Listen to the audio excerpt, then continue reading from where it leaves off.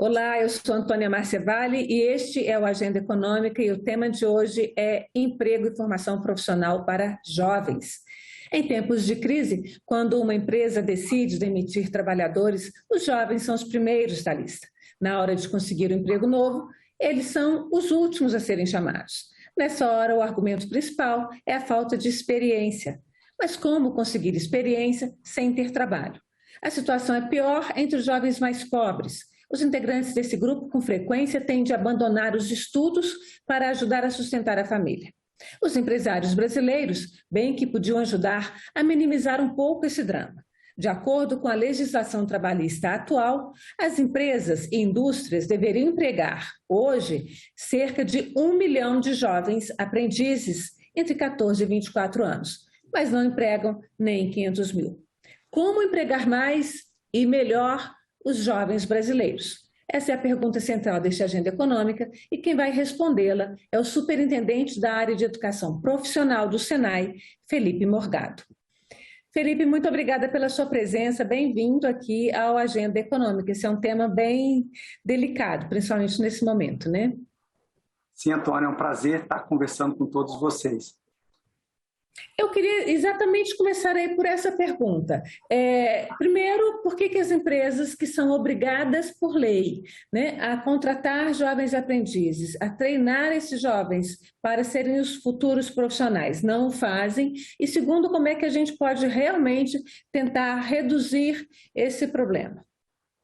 Bom, primeiro a gente tem que contextualizar o cenário atual, né? O cenário atual da aprendizagem no Brasil é um cenário onde, como você já citou, existem vários aprendizes que deveriam estar sendo contratados, não são, e também um cenário que o desemprego, o que é o desemprego? No momento que eles concluem o contrato, somente 14% desses jovens são contratados pela própria empresa. Por que acontece isso? Um dos motivos, dos principais motivos, na minha opinião, está relacionado ao desalinhamento entre a necessidade das empresas e a formação desses aprendizes. Por exemplo, hoje 60% dos aprendizes são nas áreas administrativas. Qual o segundo motivo? O motivo que está relacionado no momento que um jovem de 14 anos inicia um programa de aprendizagem e ele conclui o seu programa de aprendizagem com 16 anos, a empresa não pode contratá-lo porque só pode ser contratado acima de 18 anos, principalmente na indústria. Então, esse descasamento entre a oferta e a demanda, esse descasamento entre a idade do aprendiz e a possibilidade da empresa contratar, faz com que isso dificulte todo esse processo. Tá? Mas nós temos uma saída olhando as experiências internacionais, escutando os organismos internacionais, como a própria OIT, aonde o mundo inteiro está discutindo isso. Isso não é de agora, desde 2018 essa discussão está muito intensa no Brasil, é como fazer com que as políticas de aprendizagem sejam efetiva para o jovem. E como é feito isso? Né? É feito isso a partir de uma formação pensando no futuro do trabalho, uma formação pensando na empregabilidade do jovem, e uma formação pensando na emancipação desse jovem, principalmente os jovens vulneráveis. Como que os países fazem? Os países fazem cursos mais longos, né? Cursos de 3 anos, que permite fazer essa formação e ajudar essas pessoas. Felipe, eu queria apresentar para a gente, para você ajudar a situar um pouquinho a nossa conversa, um gráfico que a gente fez a partir dos dados de desemprego da última PNAD, a PNAD feita em março, né? É o primeiro mês o último mês do primeiro trimestre do ano. E esses dados, eles falam exatamente desses jovens. Eu vou pedir para o Wagner colocar na tela essa arte que fala exatamente da questão desse percentual de desempregos. Podemos colocar aí, Wagner, essa arte? Olha, então, esse está aí. Jovens desempregados, porque a PNAD de março trouxe um desemprego, um nível de desemprego total de 11,1%, o índice de desemprego, né? Ou seja, 11,1% da massa trabalhadora brasileira estava desempregada naquele momento. Sendo que quando aí a gente vai fazer o corte por idade, são os dados do IBGE, de 14 a 17 anos são 37,2% de desempregados. 18 a 24 anos, que é quando, teoricamente, se tiver na formação, na idade certa de formação, o jovem terminou o ensino médio, esse desemprego é de 22,8%, e eu peguei os jovens, os profissionais já não tão jovens, já os adultos mesmo, de 25 a 39 anos, que aí a taxa de desemprego já cai, quanto maior a idade, menor a taxa de desemprego. Então, vamos falar um pouquinho desses de 14 a 17 anos, que são jovens que ainda estão ali no fim do ensino fundamental e no período de ensino médio, se a gente pode estender esse ensino médio aí até 18, 19 anos, a depender da classe social, que a gente sabe que quanto mais baixa a classe social, maior é o desnível, aí, o deslocamento. Os que estão empregados, tem 37,2% de desempregados. Eles estão estudando e os que estão empregados estão trabalhando de acordo com a lei ou não? Olha, esses jovens de 14 a 17 anos é o público prioritário dos programas de aprendizagem, né? Esses jovens, boa parte deles que estão empregados, eles estão empregados nos programas de aprendizagem, né? E o grande desafio para esses jovens conseguirem prosseguir os seus estudos e também conseguir um emprego está relacionado à sua formação, quanto esses jovens de fato estão preparados para o mercado de trabalho. Acho que todos sabem que no Brasil apenas 9% desses jovens fazem o ensino médio junto com a educação profissional, apenas 9%, sendo que a média da União Europeia são 42%. Então, os jovens brasileiros, eles ainda não estão estudando o seu ensino médio e fazendo uma formação profissional. Isso dificulta que eles possam conseguir um emprego. O segundo ponto que eu trago também é que, muitas vezes, esse jovem que faz o ensino médio e não faz uma formação técnico-profissional, eles não conseguem ir para o ensino superior. Todos sabem que apenas 23% dos jovens vão para o ensino superior. Então, eles saem do ensino médio sem uma formação profissional. Por isso que nós defendemos uma aprendizagem de qualidade. O que é essa aprendizagem de qualidade? Uma aprendizagem onde esse jovem, durante o seu ensino médio, possa fazer uma formação técnica e profissional que garanta uma empregabilidade para ele. E isso faz com que todos esses indicadores vão melhorar, porque a empresa vai enxergar valor nesse jovem, porque ele está realmente preparado para o mercado de trabalho. As escolas do Sistema S, quer dizer, você é do SENAI, né, que é o Serviço de Ensino da Indústria, mas a gente tem o SENAC, que é o do Comércio, tem o SENAR, que é da parte agrícola. Essas escolas, e a gente tem os institutos federais, basicamente são essas as escolas que dão formação profissional. A gente hoje tem Instituto Federal em todos os estados, elas dão uma formação de ensino médio profissional. Agora, e os outros que não têm vaga, que não vão conseguir vaga nas escolas do Sistema S, nem nos institutos federais, porque não tem vaga para todo mundo mesmo? Como é que está o novo ensino médio brasileiro? Vai suprir um pouco isso ou continua como antes, sem suprir nada? Olha, com certeza vai suprir. Sabe por que vai suprir? Porque recentemente foi feita até uma pesquisa com os jovens, não jovens que estudam apenas no Senai, jovens que estão nas escolas públicas e nas escolas privadas do Brasil, tanto do novo ensino médio quanto do ensino médio anterior. 84% dos jovens querem a formação profissional. Tá? E isso é o reflexo de como é no mundo. A formação técnico-profissional ela é importante para a juventude e não impede a continuidade dos estudos. Então, tem o Senai, tem as redes estaduais também têm relevância no Brasil, tem o SENAC, os institutos federais, e eu tenho certeza que essas redes estaduais, agora com o novo ensino médio, elas vão crescer e crescer também nessa oferta.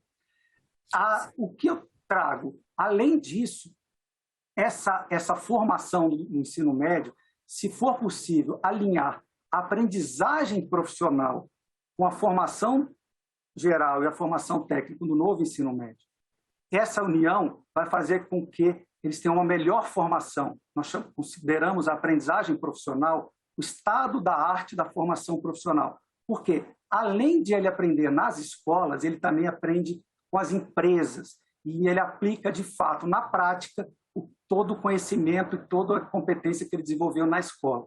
Por isso, da excelência da aprendizagem e a oportunidade da aprendizagem para o Brasil. Só para te trazer um dado, que eu gosto muito de falar isso, eu acho que é importante. Se a gente tiver uma política pública de aprendizagem boa, como tem vários países, é uma política boa para o jovem, principalmente, que ao final ele consiga um emprego, uma política pública boa para a empresa que consegue uma mão de obra qualificada. Se a gente conseguir isso, não precisa nem ter cota, como tem vários países do mundo que não existe cota, e mesmo assim, cerca de 5% dos seus empregados são aprendizes. No Brasil, se não olhar essa questão de cota, olhar no total de empregados, apenas 1%, mesmo tendo cota, apenas 1% dos trabalhadores das empresas no Brasil são aprendizes. Então, eu acredito que quando a política é boa, ela é efetiva, ajuda, a sociedade entende e aproveita esse espaço. Eu vou pedir, então, Wagner, para colocar uma outra arte, que essa eu fiz a partir dos dados de vocês. Eu coloquei, inclusive, a fonte como o Senai, mas, na verdade, são várias fontes que vocês trabalham, e aí vocês são a nossa fonte principal, que mostram um pouquinho esses dados, e eu vou ler um pouquinho, que é exatamente a oportunidade para aprendizes, que é o que você falou. No Brasil, para a gente mostrar um pouquinho o que é esse mundo, né, para o jovem aprendiz. No Brasil, 61% dos jovens aprendizes estão na área de assistentes administrativos, né? Aquela pessoa que fica ali ajudando nos escritórios. 12% são vendedores. Eu peguei só as 4 primeiras de cada país, pegando Brasil, Canadá e Alemanha, e depois eu quero que você diga para a gente por que você usa esses países aí como parâmetro. Mecânicos industriais, apenas 3%, linha de produção, aí são 2 pontos industriais, vocês são indústria, 3% total, 79% dos aprendizes brasileiros estão nessas 4 primeiras áreas, sendo que 61% são assistentes administrativos, né?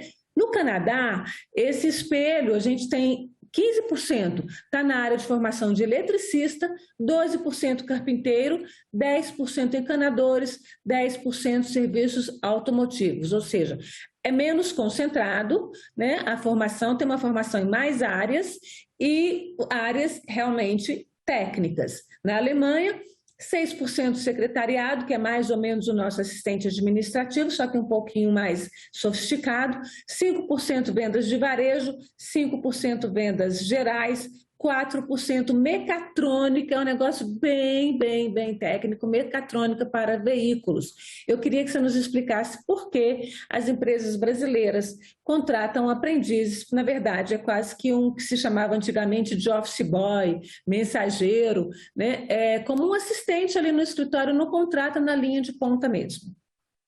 Então, as empresas hoje, elas buscam sempre a possibilidade de contratação desses aprendizes ao final. No momento que elas não podem contratar esses aprendizes, e no momento, principalmente na indústria, que esses aprendizes não podem, os menores de idade, fazer parte no trabalho durante o processo produtivo, elas então acabam optando por os assistentes administrativos, que têm um risco, uma periculosidade menor, que não tem problema nenhum legal. Só que isso gera o quê? Um excesso de formação de assistentes administrativos que impede a empregabilidade. Agora, respondendo a sua segunda pergunta, por que o Canadá, por que a Alemanha? A Alemanha é um país bastante industrializado, é um país que sempre foi reconhecido pelo seu modelo dual de educação profissional, e o modelo dual brasileiro é a aprendizagem profissional. Se a gente, então, acreditar que a aprendizagem profissional possa ser uma formação de qualidade, nós vamos ter os resultados da Alemanha. A Alemanha também, se você notar, as 4 primeiras têm um número muito pequeno em percentual. Por quê? Alinhamento entre oferta e demanda, ou seja, a preparação de uma mão de obra para todas as ocupações. Já o Canadá nós optamos por apresentar porque ele prioriza as formações técnicas. né? Então, isso tudo, o que a gente acredita é que o programa de aprendizagem profissional ele deve fazer parte de uma estratégia de país, de uma formação de uma mão de obra qualificada para que todos se beneficiem, principalmente o jovem vulnerável, no momento que, ao concluir esse contrato de aprendizagem, uma aprendizagem de qualidade, ele consiga um emprego. É, de fato, emancipá-los dos programas sociais. Agora, olha só, a gente tem, pela legislação, 1 milhão de vagas para aprendizes e as empresas atualmente não contratam nem 500 mil. Por que isso? Né? Tem multa e tudo, mas aí para a gente entrar um pouquinho num outro ponto, que é a MP 1116, apresentada pelo governo ao Congresso em abril. O primeiro ponto está relacionado a quando ele conclui o contrato, ele não pode ser empregado na empresa. O segundo ponto, isso é um ponto importante. A indústria, esses números, a indústria ela tem uma empregabilidade maior dos aprendizes e ela busca uma aprendizagem de uma maneira mais incisiva, proporcionalmente aos demais setores. Mas o que eu acredito é que, no momento que a sociedade valorizar a aprendizagem, o jovem enxergar a aprendizagem como um caminho para a sua emancipação e a empresa enxergar a aprendizagem como um processo de produtividade, que é onde a sua empresa terá benefícios, isso tudo vai ajudar esse valor. Felipe, é compreensível que se o jovem vai terminar o período de aprendizagem dele aos 17 anos e não pode ser contratado porque é menor de idade, é compreensível um pouco a resistência da empresa. Mas ela não poderia pensar, não, eu vou treinar até os 17, ele vai sair, vai terminar o ensino médio dele, daqui a um ano ele volta e vai ser uma pessoa que eu já treinei. Não está faltando aí um pouco de consciência cidadã, digamos assim, de empresa cidadã, não? O que acontece esse jovem quando conclui, né, e ele precisa, eles são vulneráveis, 12% deles, por exemplo, são mais vulneráveis, né, dos dados de hoje. Eles precisam de ajudar as suas famílias, eles vão buscar alternativas, eles vão buscar outros mecanismos. Então, ele se distancia desse mundo das empresas, tá? E faz com que também ele faça outras escolhas. Por isso que a gente defende muito, né, não é só a responsabilidade da empresa, a empresa sim tem sua responsabilidade, né, mas se a gente conseguir alinhar esses tempos e esses movimentos e principalmente fazer uma formação técnica, uma formação de qualidade e estimular esses jovens para que eles possam dar continuidade nos seus estudos, eu tenho certeza que o Brasil vai aproveitar essa política e essa meta aí de 1 milhão vai ser superada, porque 1 milhão é o mínimo da cota, é de 5% a 15%. Então, tenho certeza, eu conheço várias empresas industriais que superam os 5%, no momento que elas enxergam o valor desses aprendizes para a sua instituição, para a sua empresa.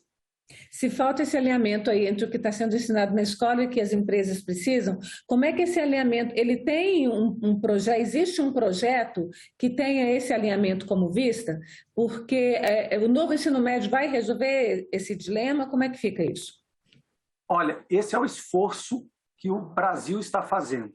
As secretarias estaduais de educação, que são a maior parte dos estudantes do ensino médio, estão buscando as instituições que têm esses dados. O próprio Senai sempre está muito à disposição em apoiar a escola pública na implementação do ensino médio, porque nós mapeamos a demanda do setor produtivo, nós mapeamos as competências que são requeridas para o futuro do trabalho, e essa formação é muito importante.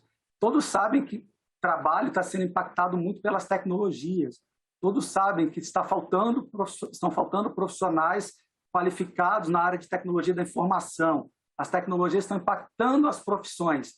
Por isso, da nossa preocupação de uma formação técnica, de uma formação de qualidade para emancipar esses jovens. É isso que eu acredito. Você colocou um ponto aí sobre a questão do jovem que tem uma maior necessidade de uma fragilidade social, até por conta da fragilidade econômica da família, né? Esse jovem, com muita frequência, não termina o ensino médio. Como é que se resolve? E ele hoje é uma das fontes, hoje é uma desses aprendizes que trabalham com assistente administrativo, como ele não tem, ele está ali fechando o ensino fundamental, começando o ensino médio, para cá, é o espaço dele. Né? Como é que a gente faz, então, com esse jovem especificamente? Esses jovens, esse é o público prioritário, por isso a gente acredita em estímulo e incentivo. Como a gente faz? No momento que se permite um programa de aprendizagem mais longo, alinhado à necessidade da empresa, é possível fazer, durante o programa de aprendizagem, reforço escolar. Ele vai já ter uma remuneração, ele nós vamos trabalhar aquelas competências que eles não desenvolveram durante a sua vida e fazer com que eles recuperem essas competências.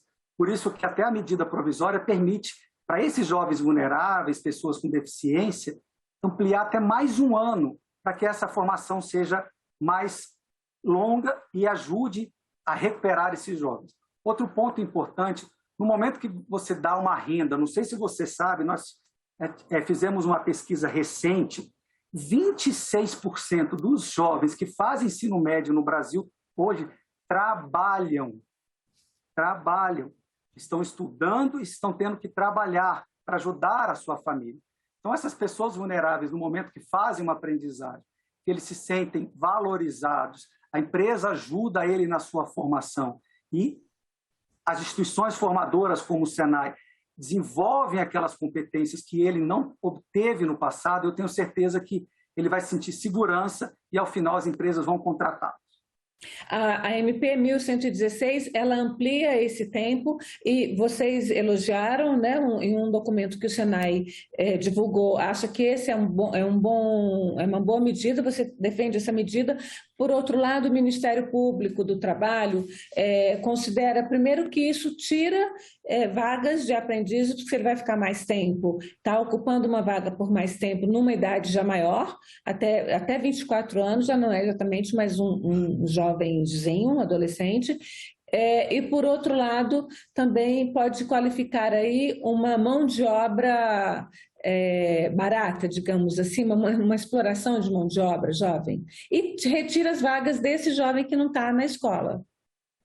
Olha, não adianta a gente fazer um programa de aprendizagem onde somente durante um período existe um efeito renda nesse jovem vulnerável. No momento que ele conclui esse curso, esse programa de aprendizagem, ele continua desempregado. Não adianta a gente fazer um programa de aprendizagem de um ano, que é hoje a média dos programas de aprendizagem no Brasil, aonde esses jovens, durante o ano, eles recebem uma remuneração. Muitas vezes, esse curso que ele está desenvolvendo, por exemplo, não sei se você sabe, mas um curso de assistente administrativo, se você procurar uma unidade do Senai ou qualquer outra instituição de educação profissional, esse curso ele dura 2 meses. Só que o jovem está ficando 1 ano ou até 2 anos fazendo um curso de assistente administrativo e, ao final, ainda não está sendo empregado. Por que a gente defende 3 anos? Primeiro, que essa questão da recuperação do jovem vulnerável que eu já citei. Segundo, que as profissões cada vez mais estão mais complexas. Então, não adianta a gente fazer uma formação incompleta. Nós temos que formar profissionais para que as empresas possam contratar. E esses profissionais devem ser produtivos. Por isso, a gente defende essa duração de 3 anos. E vamos para a questão do maior de idade que você citou. Também não adianta fazer um programa de formação de 1 ano ou 2 anos, sendo que, ao final, ele não vai conseguir um emprego. A empresa investiu nele 1 ano e aí, depois de 1 ano, ele não consegue um emprego. Por isso, nós defendemos, olha, o Brasil precisa emancipar esses jovens por meio de uma política pública alinhada ao futuro do trabalho.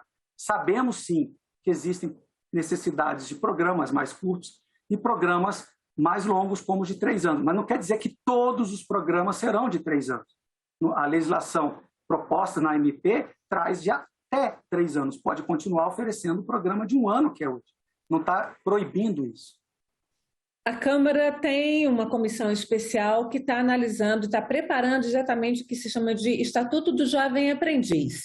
E, por isso, o relator do Estatuto também se posicionou contra a MP. Como é que você vê a possibilidade de casar essas duas coisas e o Estatuto atende às necessidades da indústria? Olha, essa discussão da aprendizagem não é uma discussão nova, né? Como já citei, desde 2008, tanto o legislativo 2018, tanto o legislativo quanto o executivo está debatendo. A impressão que nós tivemos nesta medida provisória que muito do que foi debatido no legislativo foi incorporado no Estatuto da Aprendizagem e também muito do que foi debatido junto ao Conselho Nacional do Trabalho também foi incorporado nessa medida provisória. Então, o que eu acredito? Né? Que o diálogo tem que existir, que o debate deve existir e que os jovens precisam ser atendidos, eles precisam de uma política pública que leve para o emprego. Os números já foram apresentados por você. Felipe, eu agradeço muito a sua participação aqui na Agenda Econômica. A gente agora precisa encerrar por causa do nosso tema, do nosso tempo, mas certamente vamos voltar a esse tema. Muito obrigada. Um prazer. E agradeço também a você, telespectadora, você, internauta, que nos acompanhou até aqui. O Agenda Econômica estreia toda quarta-feira, às 20 horas, na TV Senado, e você pode rever ou indicar este programa para alguém no site senado.leg.br/TV ou no canal da TV Senado no YouTube. Muito obrigada e até o próximo Agenda.